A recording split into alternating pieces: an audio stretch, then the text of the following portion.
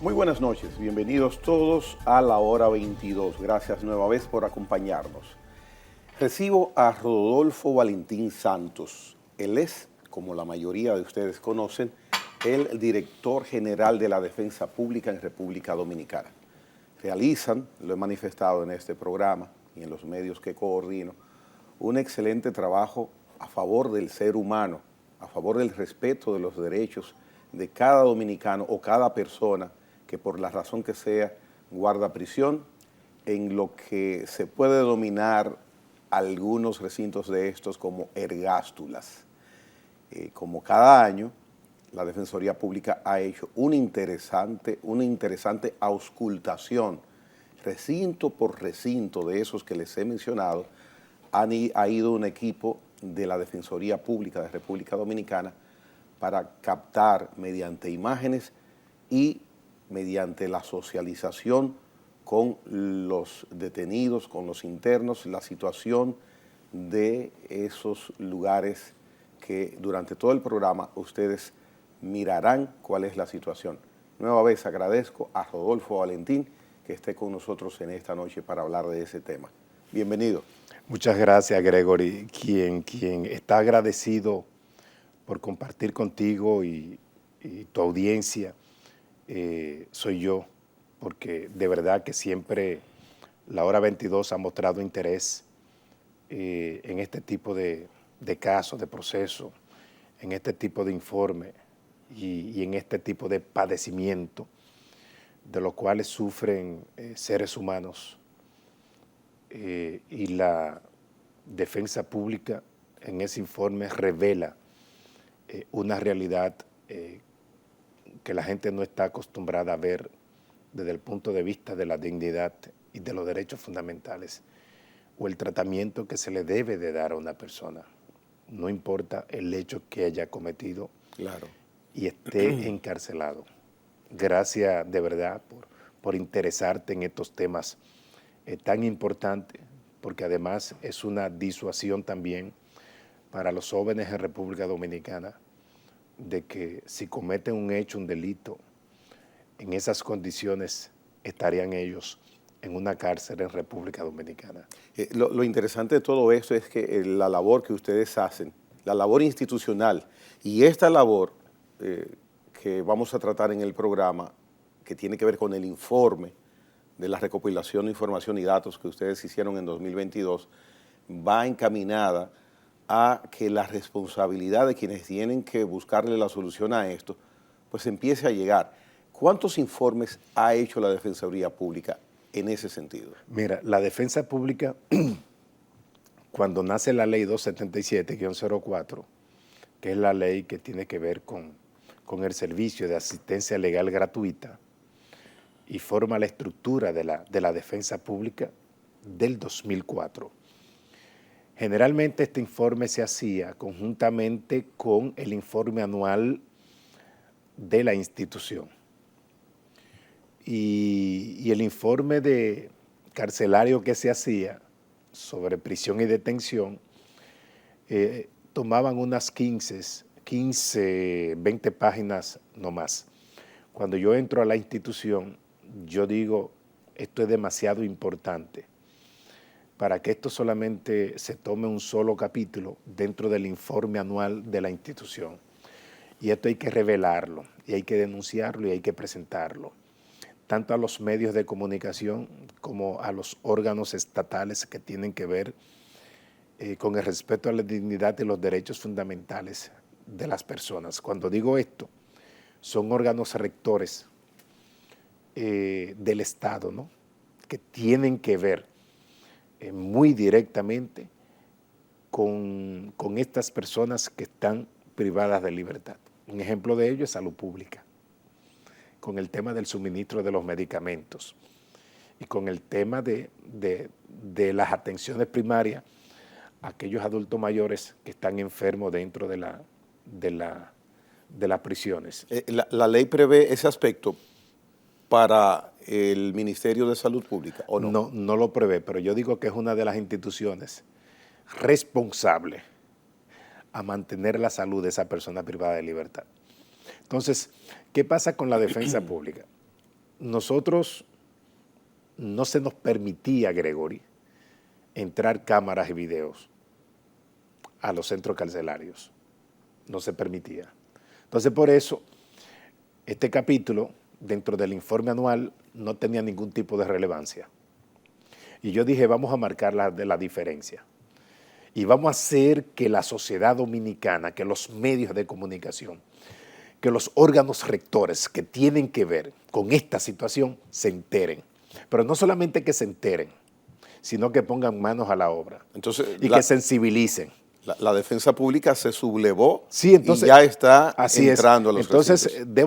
debo de resaltar y agradecer que la Procuradora General de la República, así como el director de Servicios Correccionales y Penitenciarios, Roberto Hernández, ordenó a todos los directores de todos los centros que la Comisión de Cárceles de la Defensa Pública tenga acceso con cámara, con video, y haga el levantamiento del lugar, y que este levantamiento para nosotros sea lo más objetivo posible.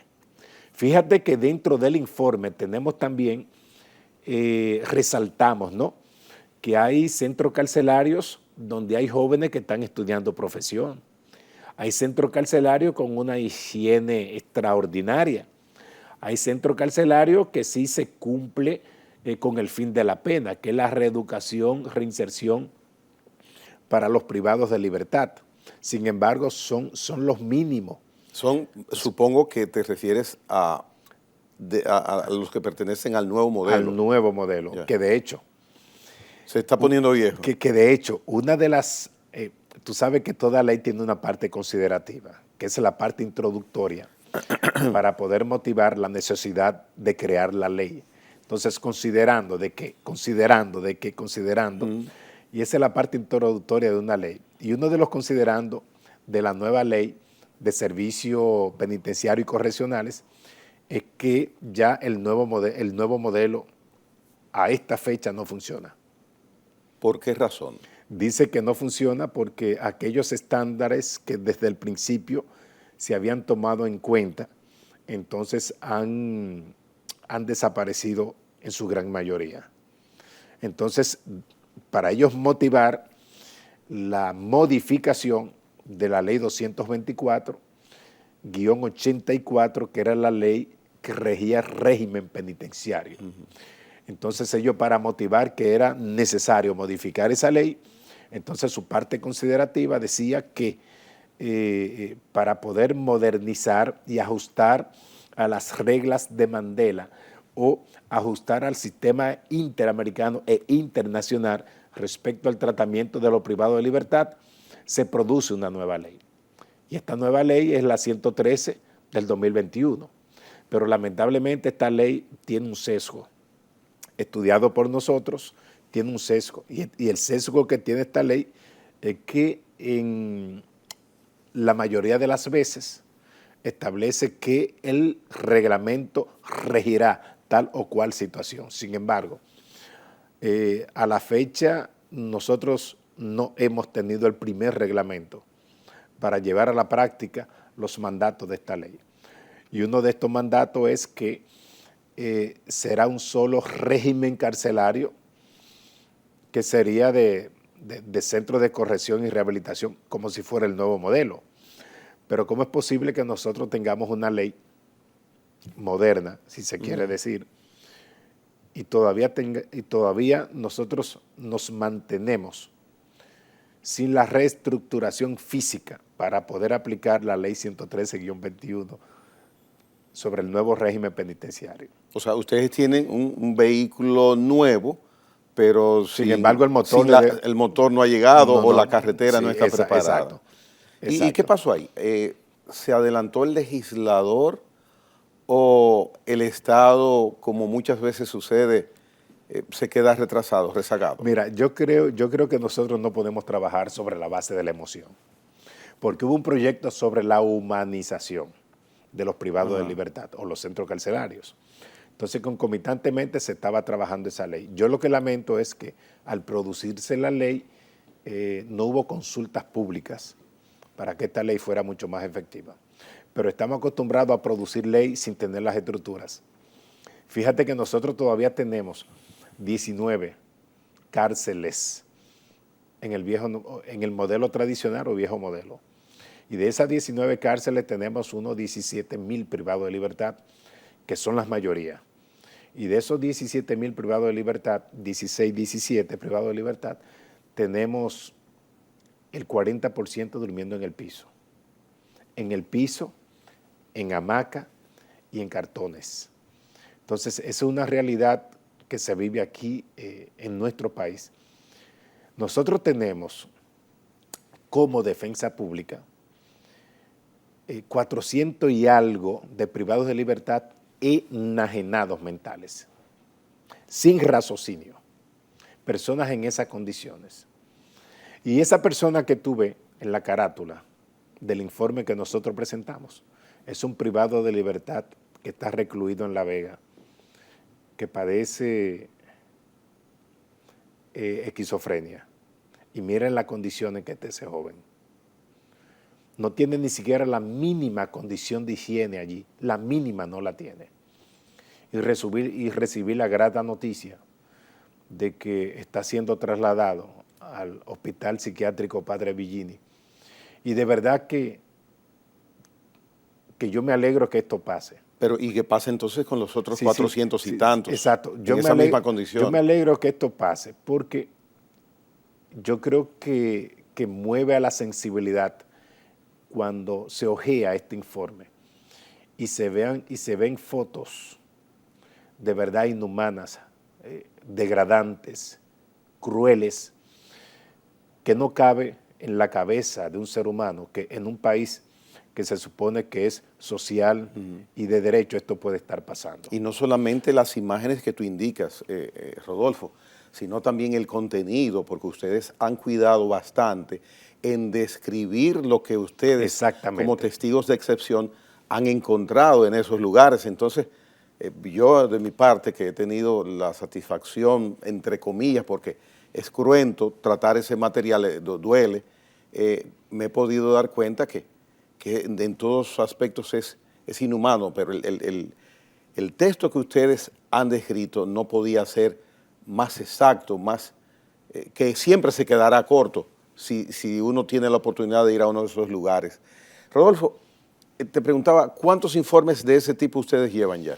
Ya hemos hecho 2 informes. 2, 21 y 22, así correcto. Es, lo hemos publicado. Ahora bien, el televidente, ya hemos empezado a ver hace unos instantes imágenes de este informe.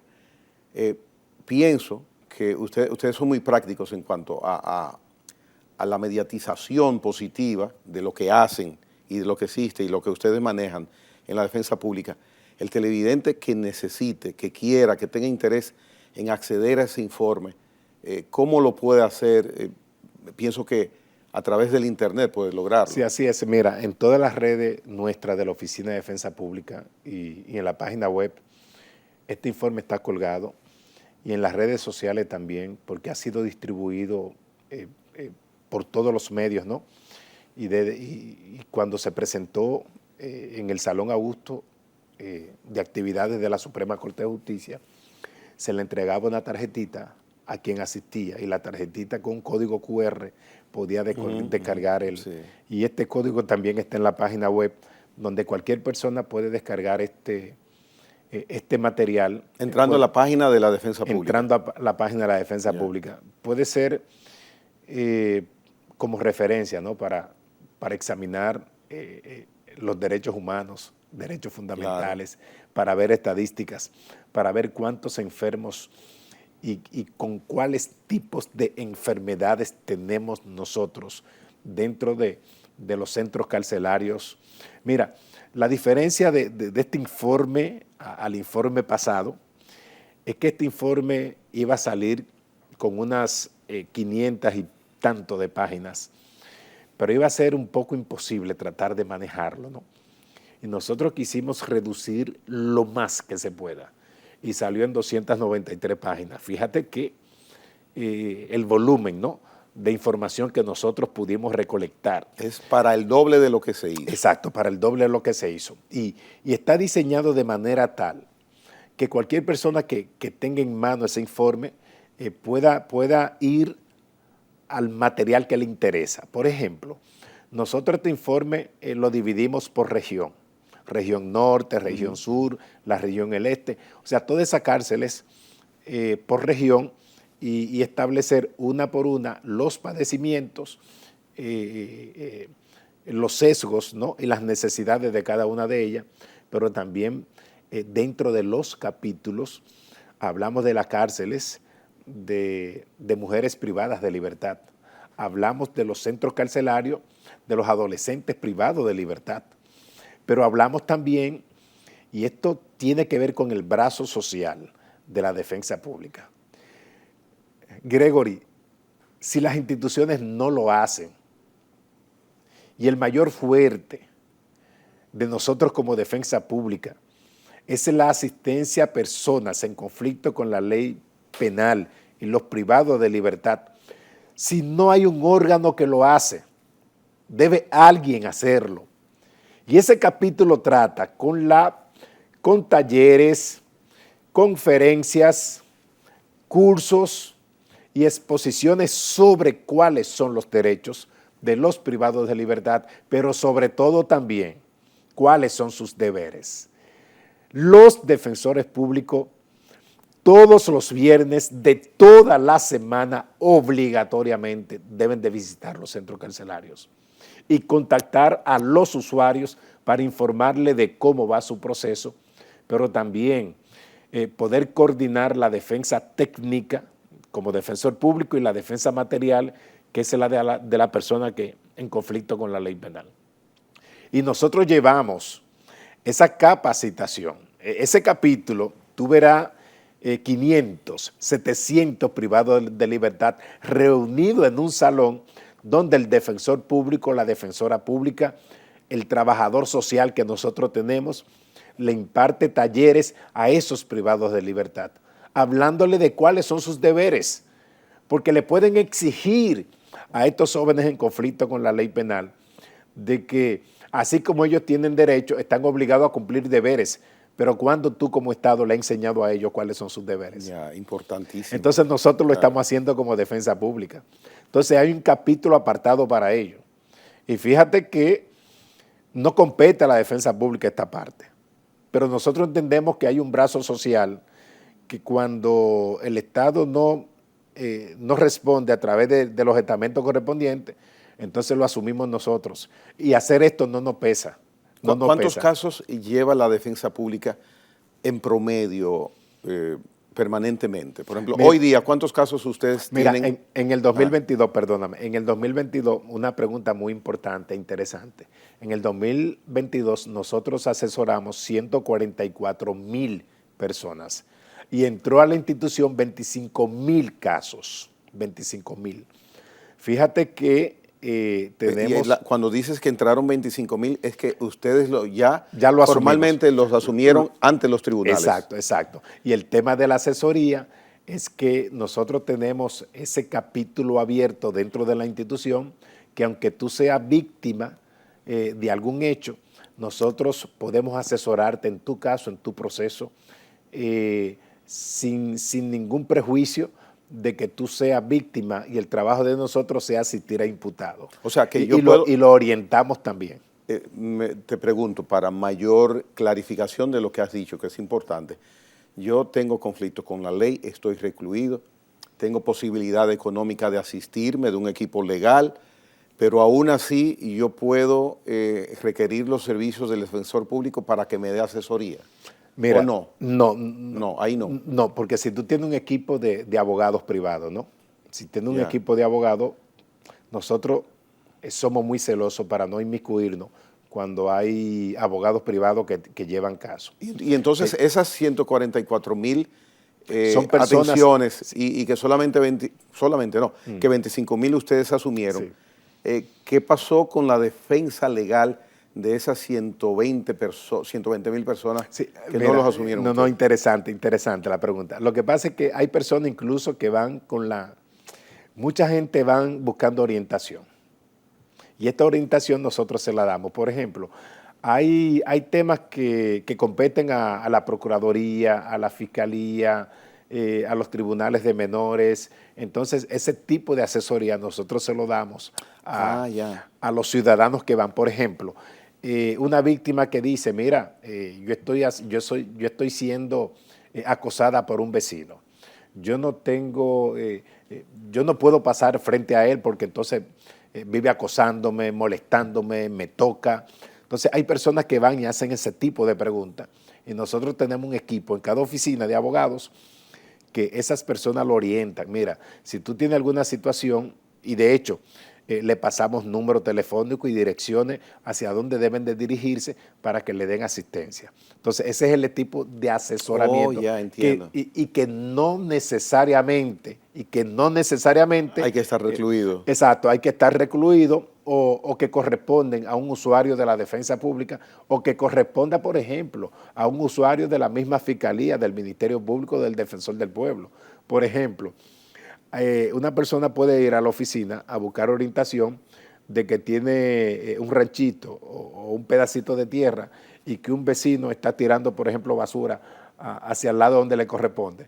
Entonces, ese equipo de abogados lo orienta y lo conduce donde debe de ir. ¿Y esa es parte de la función de la defensa pública? No es parte de la función, no. Pero le buscan a ustedes para eso. Como brazo social. Y que las buenas noticias se corren. Y como institución del Estado. Mira qué interesante, qué interesante. Y de hecho... Pero eso es bueno como para ustedes también compartir esa experiencia con otras homólogas defensas públicas de otros países. Sí, mira... Y de verdad que es un incentivo, eso es lo que tú acabas de decir, es un incentivo porque hay otras defensorías públicas que no solamente en la región de Latinoamérica, que no solamente dan asistencia a personas privadas de libertad o en conflicto con la ley penal, en el ámbito laboral, en el ámbito administrativo, en el ámbito civil, dan ellos asistencia como defensoría pública. El problema de nosotros es que nosotros nacimos esencialmente para dar asistencia a personas en conflicto con la ley penal, pero imputada. Pero la Constitución del 26 de enero del 2010, abre la posibilidad de que la defensa pública pueda dar asistencia incluso hasta víctimas. Y nosotros no descartamos la posibilidad mira qué interesante. de que como defensa pública pudiéramos tener una dirección para dar asistencia a víctimas y víctimas en todo el sentido de la palabra, no solamente víctimas de algún delito o crimen, sino víctimas en el ámbito laboral, civil, comercial, inmobiliario. Entonces nosotros estamos incluso abiertos, ¿no? Y estamos trabajando un proyecto para presentárselo al Ejecutivo, porque yo creo que en nuestro país las víctimas están lamentablemente desprotegidas. Sí, y muchas veces uno no conoce cuáles son sus derechos. Exacto, sí, exacto. Vamos a hacer una pausa. Rodolfo Valentín, defensor público, hoy día está con nosotros. Interesante conversatorio. En breve retornamos.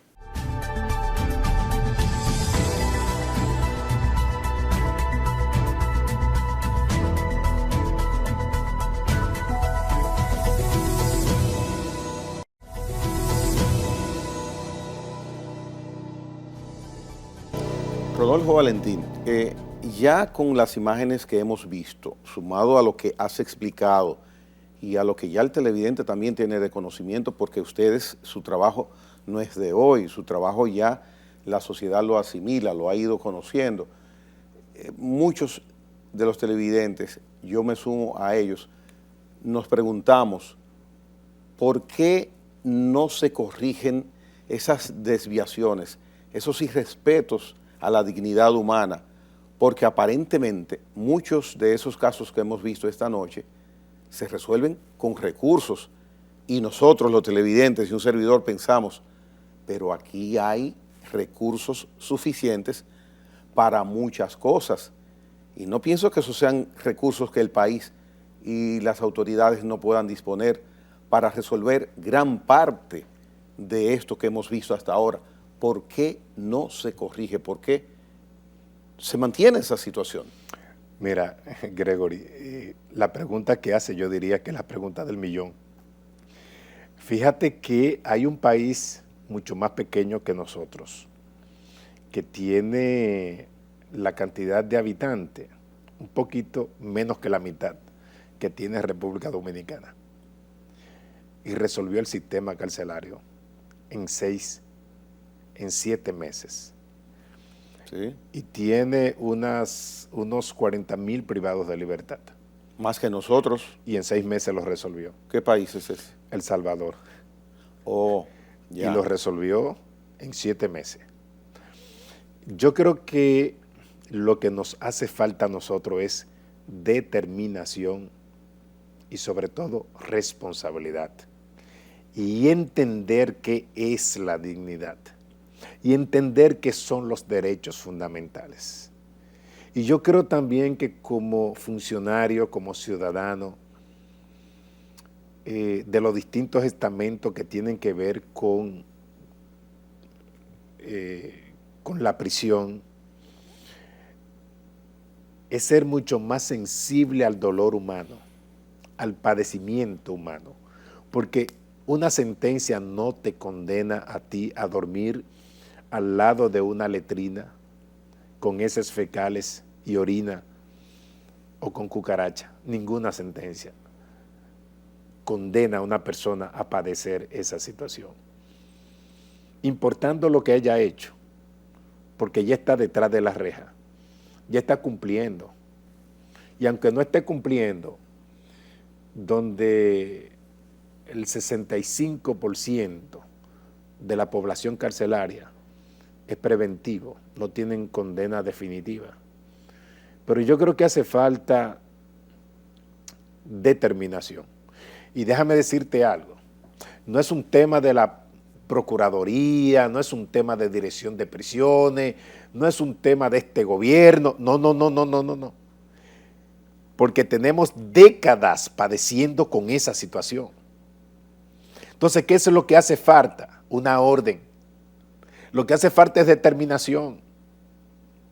¿Cómo es posible que nosotros nos mantengamos con centros, con estructuras, con megas estructuras, a medio terminar y terminada, y con un hacinamiento sobre un 70%? Supongo que te refieres a la inmensa cantidad de edificios que hay en Las Parras. Exacto, pero no solamente eso, en Pedro Corto, en San Juan también, que hay una cárcel parecida, pero todavía no la han ocupado, nadie la ha ocupado. ¿Qué tiempo tiene lista? No, eso tiene como 5 años ya. ¿A qué nivel? Como 5 años, terminada. ¿Y entonces? Terminada. Entonces son estructuras que están dentro de casos que está llevando la Procuraduría, pero si no la podemos utilizar, ¿por qué el Estado no comenzó a construir y a hacer lo que hizo El Salvador, que en 7 meses construyó cárceles, si esas no se pueden utilizar? ¿Por qué no lo ha hecho? Estructuras que tienen aproximadamente 5 años allí ya levantadas. Y nosotros con un hacinamiento extraordinario. ¿Será que a nosotros no nos interesan los privados de libertad? ¿Será que los privados de libertad, como no suman votos en las elecciones, no nos interesan? ¿Será que un privado de libertad es un desecho humano para República Dominicana? Y esto te lo digo así, a ver si aquellos que tienen el poder para incidir e influir, para que cambie las condiciones de estos seres humanos, puedan pensar y razonar, si es que entienden que son desechos humanos. Son muchas las personas, las autoridades que tienen la capacidad de decidir y tomar esa determinación. Son muchas. No son muchas. Con la sola orden del presidente de la República y decir, resuélveme la situación de los privados de libertad, listo. Que yo sé que es un hombre sensible. Muy bien. Igual la primera dama. El defensor público conoce literalmente, personalmente, al presidente, siendo presidente, lo ha tratado. No he tenido la oportunidad de conversar con el señor presidente de la República, pero de verdad que siento que es un hombre sensible y que basta con una orden y una determinación desde el Ejecutivo para que esto se resuelva. Pero fíjate que tenemos, que ya había dicho que de los 25.711 privados de libertad que tenemos, unos 16.000 son los que están en estado de hacinamiento. Y yo no puedo resolver el problema a esos 16.000 privados de libertad, que son tan pocos. Nosotros podemos proveerle como brazo social del Estado. El Estado le provee a 2,5 millones de personas tarjeta de solidaridad. 2,5 millones de personas. Y estamos hablando de aproximadamente 17,000 privados de libertad que viven en hacinamiento extremo en República Dominicana. En el informe, cuando lo tuve en mis manos, vi un dato, una información que verdaderamente me conmovió, como conmueve prácticamente las 200 y tantos de páginas. Cada una de esas páginas conmueve a uno, leerla y ver. Es la parte de los padecimientos médicos que tienen gran parte de ellos. Me gustaría que tomes un momentito para hablar de eso. Sí, mira, tenemos una cantidad considerable de adultos mayores, hipertensión arterial, cáncer de estómago, cáncer en las piernas, cáncer de piel. Tenemos unos 300 y tantos de personas con SIDA, con VIH-Sida. Tenemos personas con diabetes. Una cantidad considerable de enfermos tenemos. Ustedes podrán apreciar en el informe adultos mayores tendidos en camas que no se pueden parar, inválidos y en silla de ruedas. Yo pregunto, ¿qué hacen esas personas privadas de libertad? ¿Llegaron inválidos allá? No llegaron inválidos. No. Y con más de la mitad de la pena cumplida. Con más de la mitad de la pena cumplida. Y en esos casos, ¿quién debe accionar? ¿Quién debe solicitar? Vamos a revisar estos casos. Nosotros como Defensa Pública, todos esos casos, nosotros le solicitamos al juez de ejecución de la pena que le varíe la condición a esas personas. Y el juez de ejecución de la pena tiene la potestad de variarle la condición carcelaria de estas personas. O sea, cotidianamente ustedes hacen esas solicitudes, esos informes. Permanentemente. ¿Y el porcentaje de la respuesta en un sentido o en otro? Muy bajito, extraordinariamente bajito. Porque esto es sensibilizar a todos los operadores del sistema en sentido general, es identificarnos con ese padecimiento, identificarnos con esa realidad. Por ejemplo, nosotros podemos accionar en amparo para que un tribunal ordene que un enajenado mental no esté en una de esas cárceles. Pero yo pregunto, cuando nos den la decisión, porque el Código Procesal Penal impide a que una persona enajenada mental, sea procesada. Y de hecho el Código Penal lo establece también en el 64. Pero hay más de 400 en esa situación. 800. Sí, 800 y algo, enajenados mentales. Que lo que dice el Código, que para esas personas lo que resulta es una medida de seguridad, ni siquiera un proceso penal. ¿Y sabe qué está pasando? Están entrando a las cárceles los enajenados mentales sin ningún tipo de tratamiento. Y si nosotros hacemos, si nosotros hacemos una acción de amparo colectiva para todos esos privados de libertad enajenados mentales y que el tribunal nos autorice a nosotros como Defensa Pública, no a nosotros, sino que pudiésemos tener una sentencia a favor de ellos, ordenando su puesta en libertad y que el Estado establezca una medida de seguridad en un lugar seguro con los tratamientos adecuados. ¿Dónde lo van a llevar? No tenemos lugares, no tenemos centros psiquiátricos para tener a esas personas. ¿Y por qué el Estado Rodolfo, el Estado Dominicano es tan ineficiente o tan deficiente en esos aspectos y para algunas cosas verdaderamente estamos adelantados, estamos a la par de los tiempos. ¿Dónde es que no hay o cómo es que no hay la previsión, la cautela, la sensibilidad, la voluntad? Porque este no ha sido un capítulo de interés para los gobiernos. Porque el único responsable a que estos seres humanos se le trate como personas es el Estado. Es el Estado. Ninguno de los gobiernos que han pasado se han interesado por las condiciones de estos seres humanos.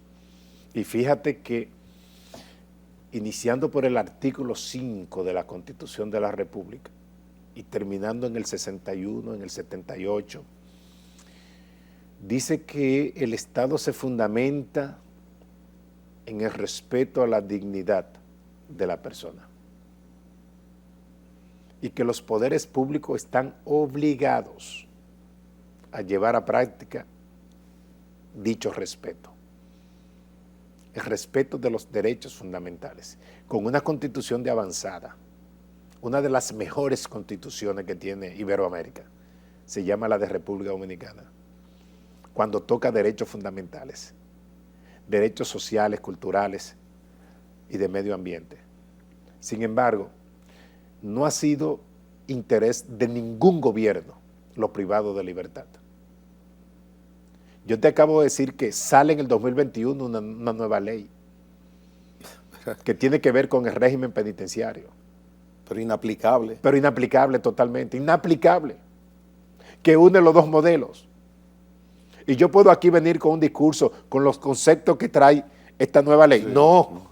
No. ¿Qué hago yo con cambiar el término imputado, el término de preso, el término de interno con privado de libertad, si al final están en las mismas condiciones?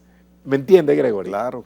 No Entonces producimos ley y no la aplicamos para decir que salió una ley.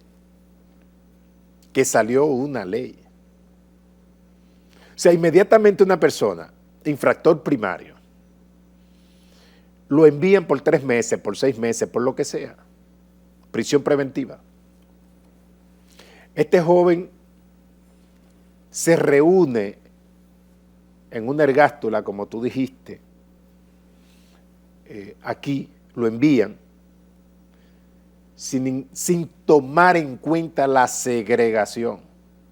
Infractor primario, bagatela, un delito de poca monta, con aquel que ha vivido toda su vida en el submundo de la criminalidad, del crimen organizado. Y no existe una segregación. Y esa segregación la establecía la ley 224-84. Y esta ley también lo establece, pero tampoco se cumple.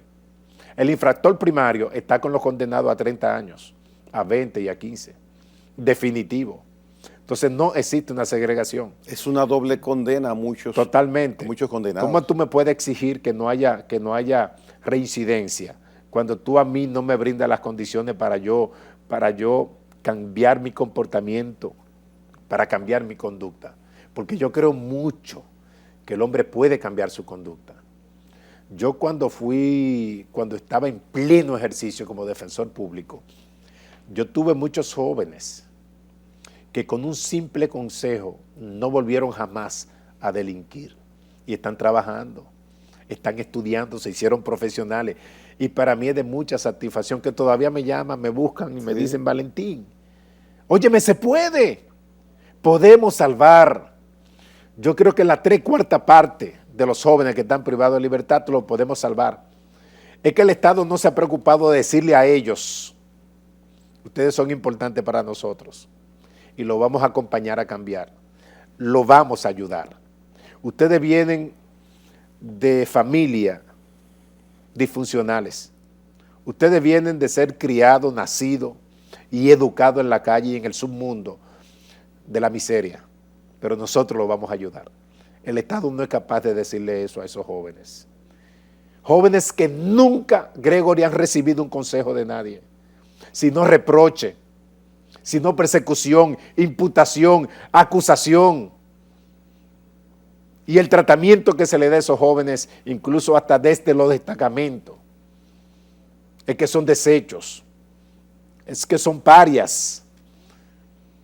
Entonces el brazo social, ¿cómo decimos nosotros que somos un Estado social? Cuando para ser un Estado social implica ese tipo de tratamiento a un ser humano, a una persona. Yo las puertas se las he abierto a aquellos jóvenes que desde las cárceles están estudiando Derecho. Y le dije al director de prisiones que las puertas están abiertas para que estos jóvenes hagan la pasantía dentro de la defensa pública, porque lo vamos a ayudar. Lo vamos a ayudar. Y yo espero que alguno de ellos pueda graduarse y puedan ser también defensores públicos y puedan entrar y nosotros darles esa oportunidad. Con la experiencia y la vivencia que tienes en ese ámbito, Rodolfo, ¿has llegado a una conclusión, tienes un criterio, un concepto, por qué el Estado desdeña, ignora, no respeta a los privados de libertad al sistema carcelario? ¿Tienes alguna conclusión? Sí, la conclusión es que hasta ahora nadie se había preocupado tanto como en esta gestión por los privados de libertad, como lo está haciendo la defensa pública. Y nadie le había mostrado y había denunciado esta situación tan abiertamente. Nosotros el cáncer lo tenemos en nuestra cara, y como no somos los que lo estamos padeciendo, invisibilizamos la enfermedad. Entonces, lo que está haciendo la defensa pública como institución del Estado, es que el Estado es una estructura de organismos, el Estado es una estructura de instituciones que deben de trabajar mancomunadamente para la aplicación de la Constitución que nos rige a nosotros.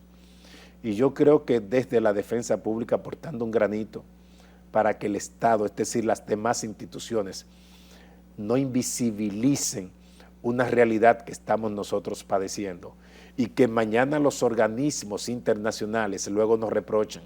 Entonces nos ponemos guapos cuando eso pasa, cuando tenemos la realidad ahí. Y yo estoy 100% seguro que con determinación y una orden del señor presidente de la República, esto se va a resolver. Concluyo diciendo... Tenemos más tiempo. Ah, bueno, sí. Bueno, pues ahorita concluyo. Bien, pues vamos a concluir cuando empecemos el segundo segmento con Rodolfo Valentín, defensor público, quien nos visita hoy día. Venimos en breve.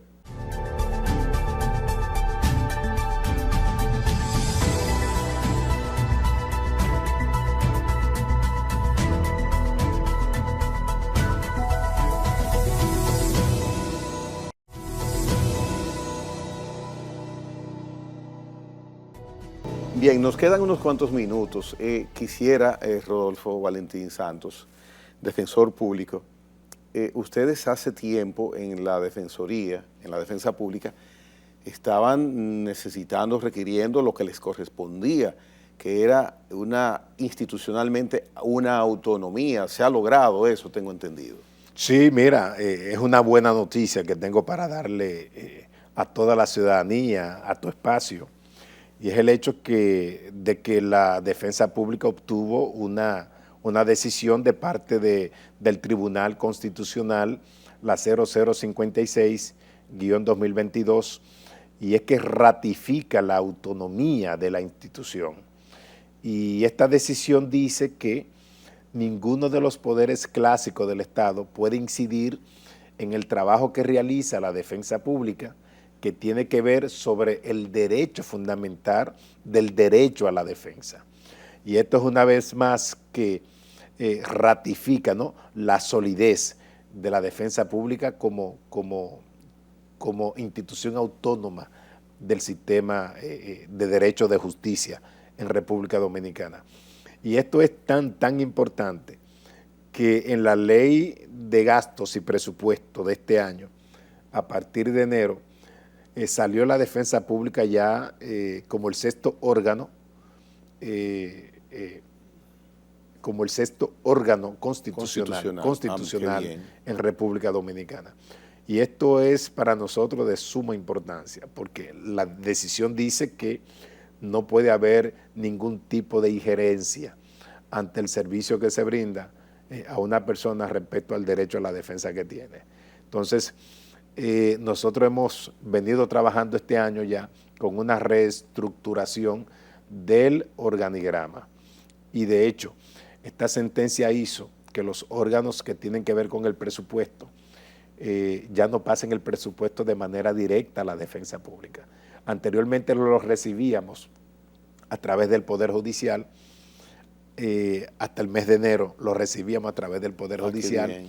Ahora lo reciben directamente. Exacto, y de manera fraccionada, ahora lo recibimos directamente como institución, como órgano constitucional. O sea que aún dentro de los requerimientos que ustedes todavía no los tienen resueltos porque no reciben el presupuesto requerido, pero tienen ya cierta autonomía dentro de las necesidades vigentes. Y de hecho debo significar, y hago un llamado a los congresistas, al Poder Ejecutivo, que son los que tienen que ver con la formulación y el reparto de presupuesto a las instituciones del Estado. Nosotros requerimos para este año un presupuesto de 350 millones. O sea, nosotros necesitamos abrir 8 oficinas más, porque es un tema de acceso a la justicia. Entonces, hay municipios y hay provincias donde lo que existen son 1 o 2 abogados contratados para dar el servicio, pero no basta. Y de hecho, tenemos resoluciones de requerimiento del presidente del Senado para que nosotros abramos esa oficina. Pero ¿cómo la podemos abrir si no tenemos presupuesto? Claro. Y apenas la asignación fue de 30 millones de pesos. Adicionales. Sí. Un 10% de lo que habían solicitado. Un 10% de lo que solicitamos. La defensa pública tiene un déficit de unos 200 defensores públicos a nivel nacional. Un déficit. O sea, un déficit mayor que la cantidad de defensores que ustedes tienen, porque son cientos y tantos. Apenas somos 160 defensores públicos a nivel nacional. Y hemos tenido que contratar abogados para suplir en lugares que no tenemos defensores públicos. Y es el único país que menos defensores públicos tiene, que menos.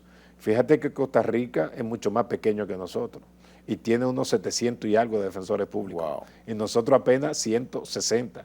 En un país que por cada 46,000 habitantes tenemos un defensor público. Wow. Entonces, yo creo que el Estado debe de tomar en cuenta esto, porque si las sentencias se dan a nombre del Estado, a nombre de la República, se dan las sentencias, a nombre de la República, y el Ministerio Público es el representante de la sociedad, y la defensa pública, que es la institución o el órgano que a través del Estado, el Estado le asigna un abogado para aquel que no tiene. Y nosotros somos dentro del sistema de justicia lo que menos recibimos presupuesto, dentro del sistema de justicia. Y yo creo que no se puede pensar de que, no me atrevo yo a creer que ese puede ser el pensamiento de los funcionarios que tienen que ver con la aplicación y el suministro de presupuesto y el reparto del presupuesto a las instituciones públicas. Yo me resisto a creer que algún funcionario pueda pensar de esta manera. No, ahí esa gente o esos abogados lo que defienden son delincuentes. Dale ahí para el pasaje nada más. Yo me resisto a pensar que alguien pudiese pensar así. Yo me resisto a pensar.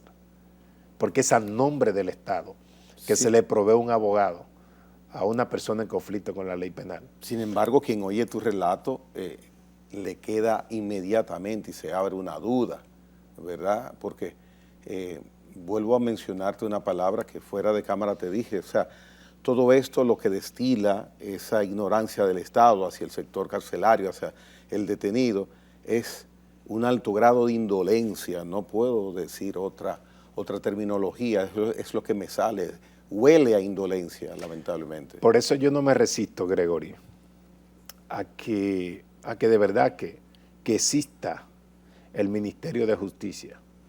Yo no me resisto a que se abra este Ministerio de Justicia, porque el Ministerio de Justicia sería como el enlace, ¿no?, del Ejecutivo respecto a los demás poderes del Estado o al sistema de justicia.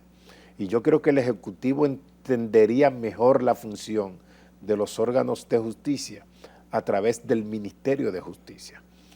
Y por eso yo no me resisto a que este ministerio exista, ¿no?, se abra y se concretice este órgano para que entienda realmente cuál es el trabajo que hace una institución como la Defensa Pública.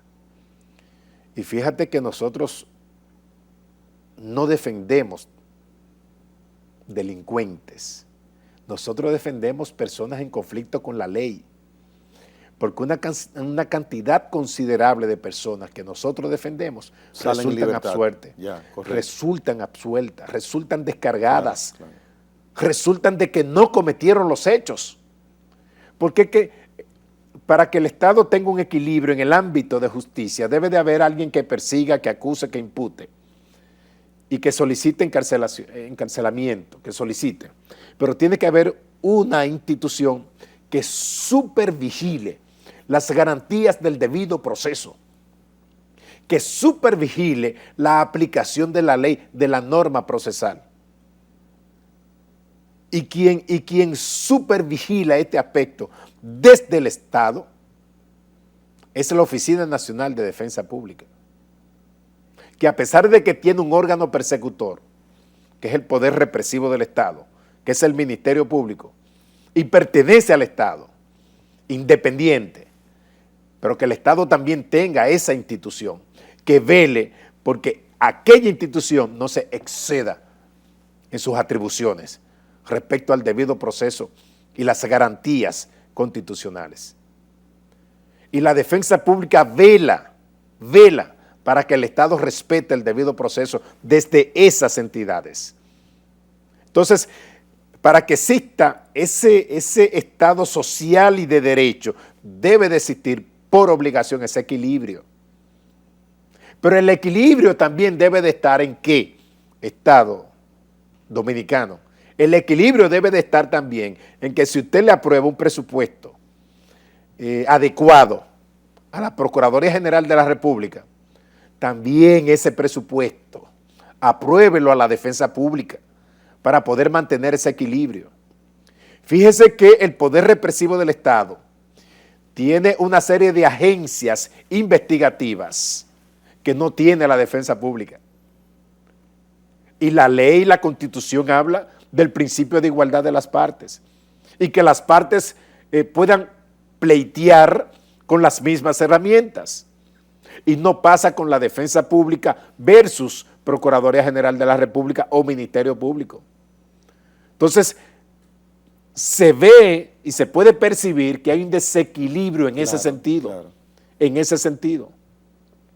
Y un defensor público que tiene que vestirse de coraza y ponerse un traje de hierro ante ese poder represivo del Estado, imagínate que tiene que hacer maroma con las únicas herramientas que tiene, que es la razonabilidad del conocimiento, el expertise en la litigación, el conocimiento en los derechos fundamentales, porque nosotros peleamos contra un leviatán. Y a mí me consta que en la Defensa Pública de República Dominicana siempre se pone el extra.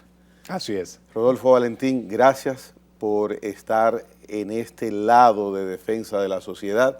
Continúa con tu labor y esperemos que las cosas vayan marchando diferente, que los oídos que hoy están cerrados se abran y que la cara que está mirando para un lado, para no mirar la realidad de su compromiso, mire a los ojos a donde está la necesidad de un compromiso que tiene el Estado de respetar a todos los ciudadanos de manera igualitaria. Así lo manifiesta nuestra Constitución, ya lo dijiste en el artículo número 5, ¿correcto? Así es, así es. Muy bien.